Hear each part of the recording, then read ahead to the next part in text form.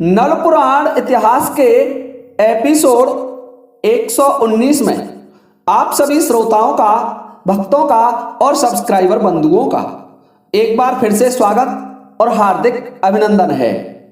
देखिए श्रोताओं, जैसा कि आप जानते हैं, मैं वीडियो आरंभ करने से पहले मेरे किसी न किसी एक सब्सक्राइबर का कमेंट प्रसारित करता हूं और आज भी प्रसारण के लिए मेरे पास है एक कमेंट।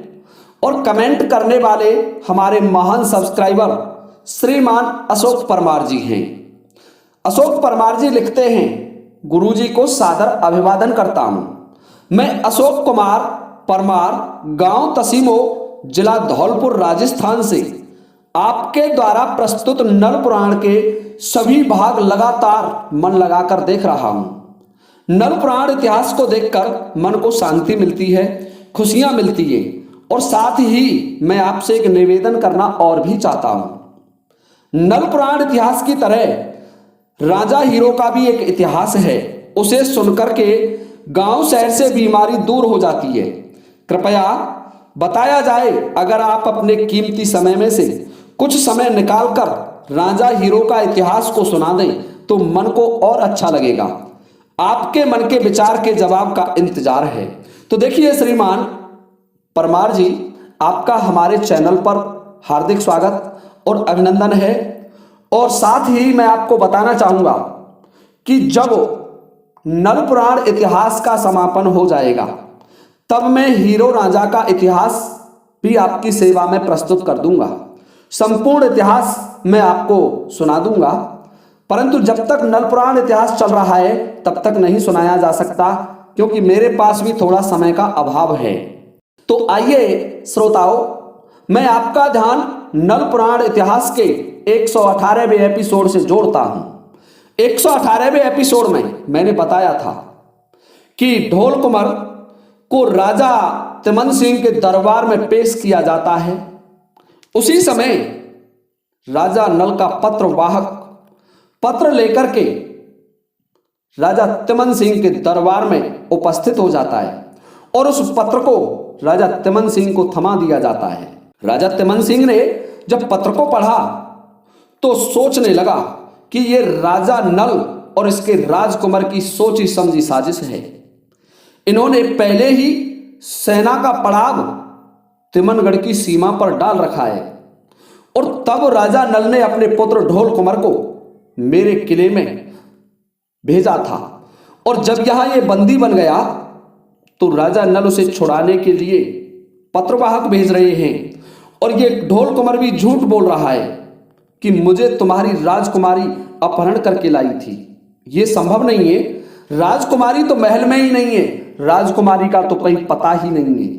इसलिए राजा तिमन सिंह क्रोधित हो गया और अपने पुत्र जयपाल सिंह को पास बुलाया और जयपाल सिंह से कहने लगा, बेटे इस दुष्ट को बंदी गृह में डाल दिया जाए। जब तक राजकुमारी का कहीं पता नहीं चल जाता तब तक इसके छोड़ने पर कोई भी विचार नहीं किया जाए। इसे काल कोठरी में बंद कर दो और सशक्त पहरा लगा दो। जब तक हम जीवित हैं तब तक ढोल कुंवर को मुक्त नहीं करेंगे। देखिए श्रोताओं, और जो पत्रवाहक था उस पत्रवाहक से कह दिया कि पत्रवाहक जाकर के अपने महाराज से कह दो कि हम युद्ध करने के लिए तैयार हैं, परंतु ढोल कुंवर की कैद नहीं छोड़ेंगे। ढोल कुंवर को तो अब बची हुई जिंदगी हमारी कैद में बितानी होगी। देखिए श्रोताओं, पत्रवाहक वापस लौटता है और आकर के महाराज नल को यह संदेश सुनाया जाता है कि हे राजन, महाराज तिमन सिंह ने तो यह कहा था कि हम ढोल कुंवर को कैद से मुक्त नहीं करेंगे। चाहे कुछ भी हो जाए, जब तक हम जीवित हैं ढोल कुंवर को हमारी जेल में ही रहना पड़ेगा। शेष जिंदगी हमारी जेल में बितानी पड़ेगी। जब ये बात राजा नल ने सुनी तो राजा नल अपने सरदारों को आमंत्रित करते हैं और एक सभा बुलाते हैं। एक विशेष मीटिंग का आयोजन किया गया और उस सभा में विचार रखा कि हमें किस तरीके से तिमनगढ़ पर आक्रमण करना है। हे श्रोताओ, समस्त सरदार महाराज नल से कहने लगे कि राजन, आपने कहा है कि तिमनगढ़ जो भूमि है वो जादुई भूमि है, यहां जादू चलता था नटनी का। तो राजा नल कहने लगे कि नटनी का जादू तो यहां से समाप्त हो गया, अब जादू का तो कोई डर नहीं रहा, परंतु हमें किस तरीके से तिमनगढ़ को जीतना है और तिमनगढ़ से हमारे राजकुमार को छुड़ाना है। इसलिए रानी गजमोतनी को भी याद किया, और जब रानी गजमोतनी को याद किया तो रानी गजमोतनी भी उस सभा में आकर के उपस्थित हो गई। कहने लगी, राजन बताइए कैसे याद किया। कि रानी तुम जानती हो तुम पुत्र को छुड़ाने के लिए गई थी, लेकिन दुष्ट तिमन सिंह ने उसे बंदी बना रखा है, और उसे बंदी गृह से छुड़ाने के लिए तो हमें युद्ध करना होगा। रानी कहने लगी कि महाराज आप युद्ध कीजिए, आप तो वीर हैं, फिर डर क्यों रहे हैं। रही बात जादू की, तो अब जादू तो तुम्हारा कुछ नहीं बिगाड़ेगा, परंतु ध्यान रहे कि तिमन सिंह कोई छोटा मोटा योद्धा नहीं है, बहुत बड़ा महापराक्रमी है। उस पर माता काली की अक्षय तेग है, और माता काली भी उसके साथ युद्ध करती है। माता काली से भी युद्ध करना होगा राजन आपको। देखिए श्रोताओं, राजा नल कहने लगा कि रानी जब तक तुम मेरे साथ हैं, मेरा साथ दोगी, तब तक तो मैं यमराज से भी भिड़ जाऊंगा। मुझे स्वयं यमराज से भी डर नहीं लगेगा, मैं यमराज से भी युद्ध करने के लिए तैयार हूं।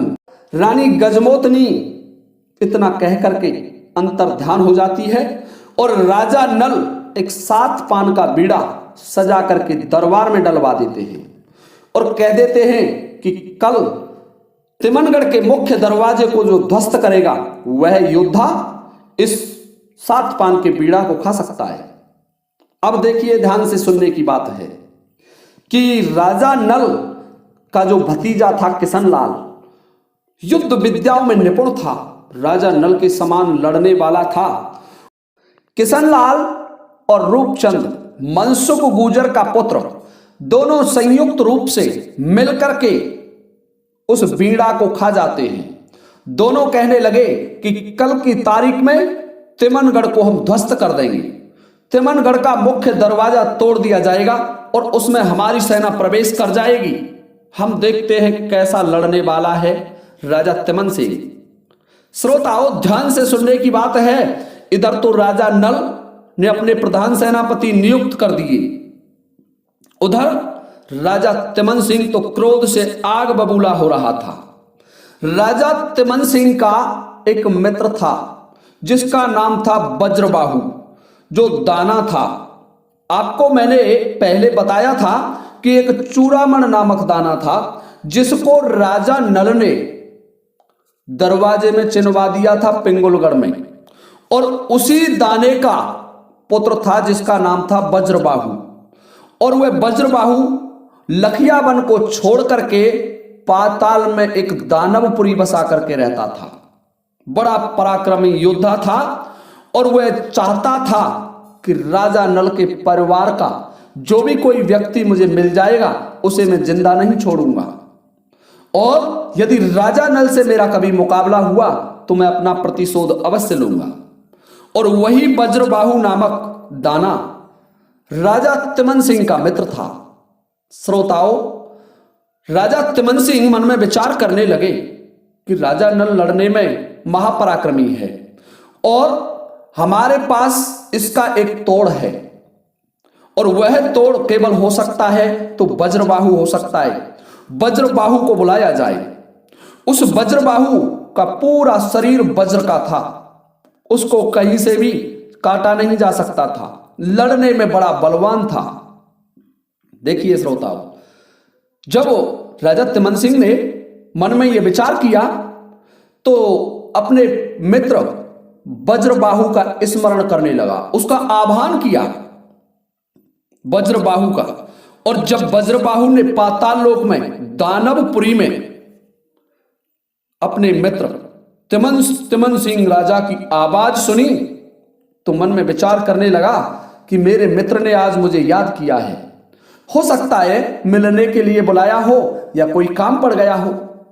तो देखिए श्रोताओं, राजा तिमन सिंह का स्मरण करते ही वज्रबाहु अपनी दानवपुरी से चल देता है, और जितना संभव हो सका उतना शीघ्रता से तिमनगढ़ में प्रवेश कर जाता है। राजा तिमन सिंह के पास आकर के खड़ा हो गया, कहने लगा, अहो राजन, आज तो बहुत दिन में याद किया, बताओ वैसे कुशल मंगल में तो हैं? राजा तिमन सिंह कहने लगा कि मित्र आइए।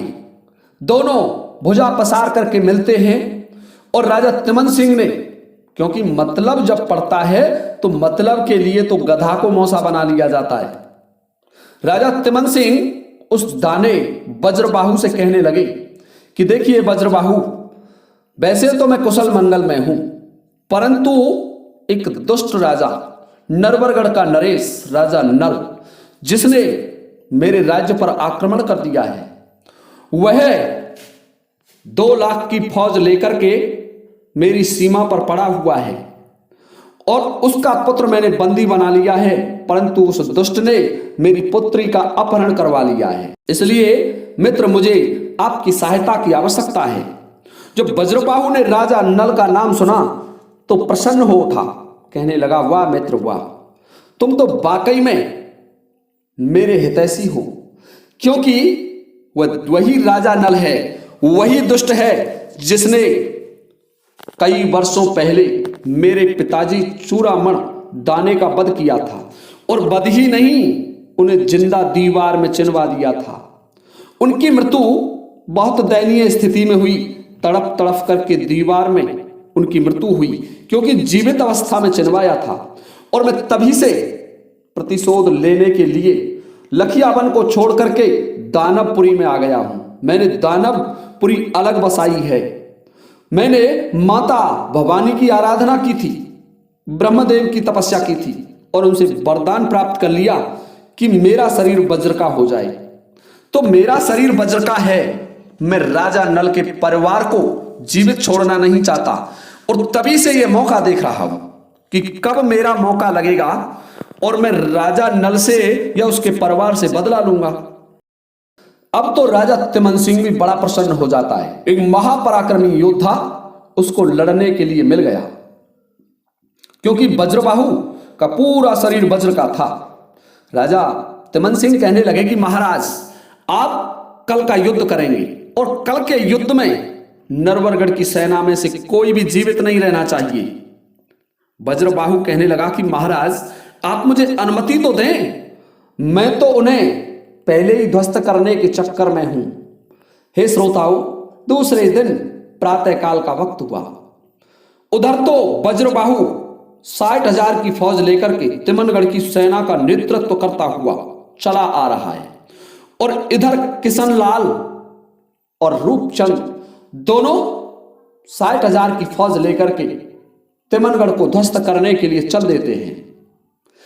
उधर राजा नल को यह पता नहीं था कि वज्रबाहु युद्ध करने के लिए चला आया है।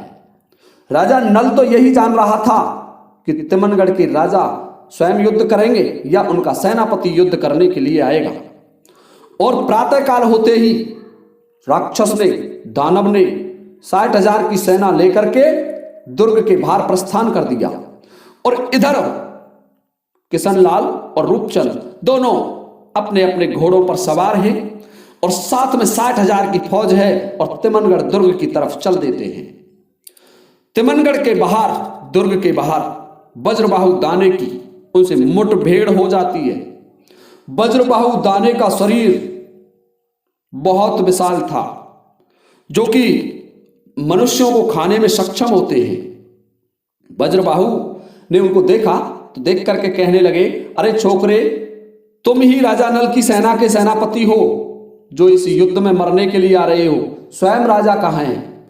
मैं उसे आज मृत्यु के घाट उतार करके अपना पुराना बदला ले लूंगा, उनसे मेरा हिसाब है, उसे चुकता करूंगा। जब किशनलाल ने ये बात वज्रबाहु की सुनी तो वज्रबाहु से बोले, अरे दुष्ट, अरे नीच, तू महाराज तक तब जाएगा जब हमसे जिंदा बचेगा। हम राजा नल के प्रधान सेनापति ही नहीं, उनके पुत्र भी हैं। आइए, यदि दम है तो युद्ध करो। हम तुम्हारे इस विशाल शरीर से नहीं डर रहे हैं। तुम ये मायावी शरीर धारण करके यहां आए हो तो इसका मतलब हम तुमसे डर जाएंगे? कदापि नहीं हो सकता। क्षत्रिय कभी रण से नहीं भागते। मृत्यु का वर्ण कर लेते हैं। इसलिए कायर मैदान में आ। देखिए श्रोताओं, दोनों पक्षों की सेनाएं युद्ध के मैदान में भिड़ जाती हैं। उधर किशनलाल और रूपचंद दोनों 20 वर्षीय योद्धा, और उधर वज्रबाहु महापराक्रमी दैत्य तिमन सिंह की सेना का प्रधान सेनापति। युद्ध हो रहा है, भयंकर युद्ध। दोनों ओर से अपने अपने अस्त्रों से सुसज्जित सेनाएं युद्ध कर रही हैं। अब राजा नल के भतीजे किशनलाल ने मन में विचार किया कि यह दाना है और इसे इस तरीके से नहीं रोका जा सकता। इसे रोकने के लिए तो महाराज नल ही रोक सकते हैं, परंतु हम युद्ध भूमि नहीं छोड़ सकते जब तक शाम का वक्त नहीं हो जाता। श्रोताओं, युद्ध चल रहा है। वज्रबाहु तो वज्रबाहु था, अपने शरीर को और बढ़ाया, विशाल किया, दानवाकार का शरीर कर लिया और राजा नल की जो सेना थी उसे खाने लगा। किशनलाल और रूपचंद दोनों सेना के सामने अड़ गए। दोनों ने अपने अस्त्रों से उस पर आक्रमण किया, अपनी तलवारों से वार किया, परंतु वज्रबाहु के शरीर पर कुछ भी असर नहीं किया, क्योंकि उसका पूरा शरीर वज्र का था। वज्रबाहु दैत्य तो एक बहुत पराक्रमी योद्धा था। देखिए श्रोताओं, उस दिन के युद्ध में इतना भयंकर युद्ध हुआ कि राजा नल की 40,000 की सेना मारी गई और रूपचंद बंदी बना लिया गया वज्रबाहु द्वारा। वज्रबाहु ने एक ऐसा अस्त्र छोड़ा कि जिससे रूपचंद बंदी बन गया और रूपचंद को बंदी बना करके तिमनगढ़ की ओर ले गया। किशनलाल भी उसका सामना नहीं कर सके, किशनलाल भी पराजित हो गए उससे। किशनलाल ने भरसक प्रयत्न किया रूपचंद को छुड़ाने का, परंतु रूपचंद को नहीं छुड़ा पाए। हाथी के हौदा पर बांध लिया रूपचंद को और बांध करके दुर्ग की तरफ ले गए। शाम का वक्त हो गया और वज्रबाहु की सेना जय जयकार करती हुई चली गई और रणखेत में नरवरगढ़ की 40,000 की फौज मर चुकी थी। लाश पर लाशें धरी हुई हैं। सेना में जहां तक देखा जाए वहां तक लाश का समुद्र उमड़ रहा है। किशनलाल मन में सोचने लगा कि अब मैं इस युद्ध में क्या जवाब दूंगा, महाराज नल से क्या कहूंगा। मैं यदि वीर गति को प्राप्त हो जाता तो भी बहुत अच्छा होता। पराजित क्षत्रिय जब रण से वापस लौटता है तो उसके चेहरे को तो श्रोताओं आप समझ सकते हैं, उसकी स्थिति कितनी दयनीय होती है। सोचता विचारता 20,000 की फौज को वापस लेकर के शाम के वक्त नरवरगढ़ अपने शिविर की तरफ लौट रहा है।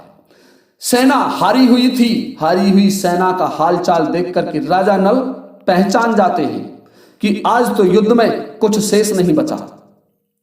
हो सकता है तिमन सिंह ने जादू के प्रभाव से युद्ध किया हो। हे श्रोताओं, सेना ने जाकर के कह दिया कि महाराज नल, रूपचंद को बंदी बना लिया गया।